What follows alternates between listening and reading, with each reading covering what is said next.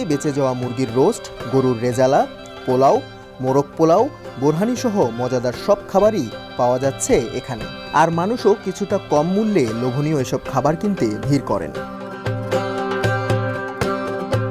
রাজধানীর মিরপুর শাহ আলী মহিলা কলেজের সামনে দুপুর হতেই অনেক মানুষ জড়ো হতে থাকেন।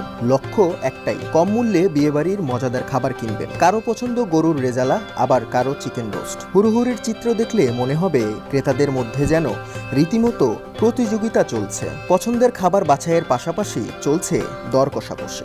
আসছিলাম ওই যে মুরগি যে রান্না করে আর গরুর যে রান্না করে, তার লিগে আমি আসছিলাম, ইউটিউবে দেখছি, তারপরে আমি আজকে সুযোগ পাই আজকে আইছিলাম নিতে লেগে। তো এই খাবারগুলো একসময় হচ্ছে খেত নিম্ন একদম যারা হচ্ছে রাস্তায় থাকতো তারা, তো এখন খাচ্ছে। দেখা যাচ্ছে আপনি তো দেখতে পাচ্ছেন অলরেডি যারা ভিড় সাধারণ জনগণ, তো সাধারণ জনগণ হচ্ছে এই খাবারগুলো খাচ্ছে। প্রশ্ন হলো, বিয়েবাড়ির এসব খাবার কোথা থেকে আসছে?